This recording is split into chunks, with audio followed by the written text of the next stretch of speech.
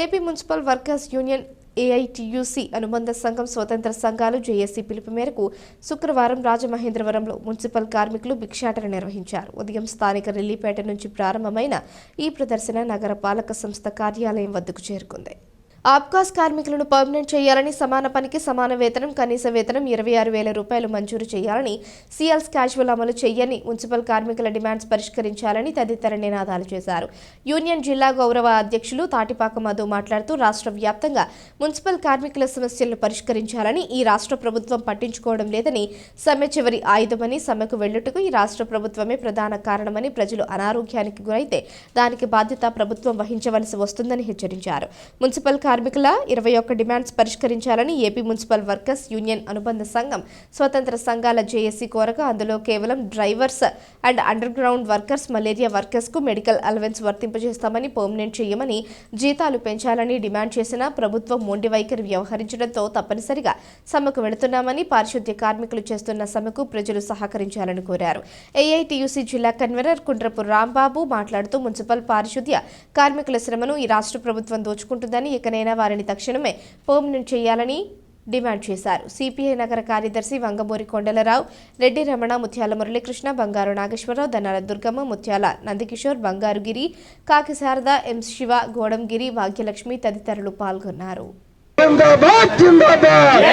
Kotipalli bus stand సెంటర్లో మీరే హామీ ఇచ్చారు, మున్సిపల్ కార్మికులందరినీ పర్మనెంట్ చేస్తానని, సమాన పనికి సమాన వేతనం ఇస్తానని మీరు చెప్పారు.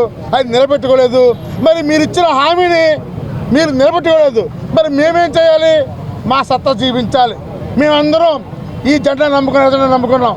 2 సాయసులు సంక్రాంతికి ముందు మా మున్సిపల్ కార్మికుల సమస్యను పరిష్కారం చేసి మా జీవితంలో వెలుగు నింపుతారో, లేదు సమ్మెను పరిష్కారం చేయకుండా మీరు మొండిగా వ్యవహరిస్తే ఇక మాకున్నది ఏకైక మార్గం పోరాట మార్గం, దశల వారి పోరాటం.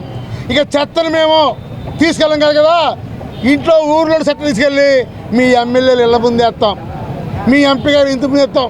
రాజమండ్రికి అది ఇచ్చేసామని బడాయి కొడతారు కదా, మా సత్తా ఏంటో మీరు చూపిస్తాం. అందుకనే మీరు మేనమేసాలు ఎక్కించకుండా, మంత్రులందరూ ఏం ఆలోచించకుండా తక్షణమే మున్సిపల్ అవుట్ సోర్సింగ్ కాంట్రాక్ట్ కార్మికుల్ని పర్మనెంట్ చెయ్యాలి. సమాన సమానం ఇచ్చి 20,000 జీతం పెంచాలి. ట్రైసైకిల్కి, పిఎఫ్ నెలకొన్న సమస్యలు, కోవిడ్ బాధితులకి పని భారం తగ్గించాలి. పరిష్కారం చేయకుంటే మాత్రం వచ్చే ఎన్నికల్లో మా సత్తా చూపిస్తామని తెలియజేస్తున్నాం. తాటిపాక మధు, మున్సిపల్ వర్కర్స్ గౌరవ అధ్యక్షులు. బొత్స సత్యనారాయణ గారేమో వాళ్ళకి మాకు పర్మనెంట్ చేస్తానన్నారు కదండి, వాళ్ళకి రెగ్యులేషన్ చేయాలని అడుగుతున్నారంటే, కరోనాలో కష్టకాలంలో కూడా పనిచేసాము అని అడిగితే వాళ్ళు ఎప్పుడు వచ్చారు? నిన్న కాక మొన్న వచ్చారు అంటున్నారు బొత్స సత్యనారాయణ గారు. అది ఎంతవరకు కరెక్ట్ అండి? గత 25 సంవత్సరాల నుంచి చేసిన వాళ్ళు కూడా ఉన్నారండి మా సంఘాల్లోన.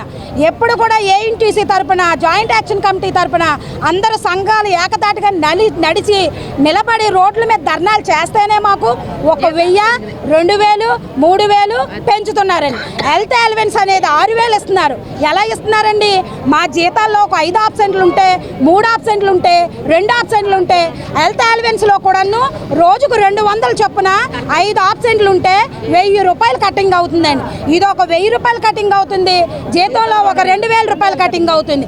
ఇచ్చిన జీతం వేతనాల్లో ఎంత తినాలి, మేము ఎంత బతకాలి, కరెంటు బిల్లు ఎంత కట్టాలి, కరెంటు బిల్లు ధర ఎంత పెరిగిందండి, గ్యాస్ ధర ఎంత పెరిగిందండి, పెట్రోల్ ధర ఎంత పెరిగిందండి, నిత్యావసర ధరలు, పప్పులు కానుంచి, ఉప్పులు కానుంచి, కూరగాయలు కానుంచి అన్ని రేట్లు పెరిగాయి. కానీ సీఎం గారు మా జీతాలు పెంచడానికి మట్టుకు మీ దగ్గర నిధులు లేవా అండి?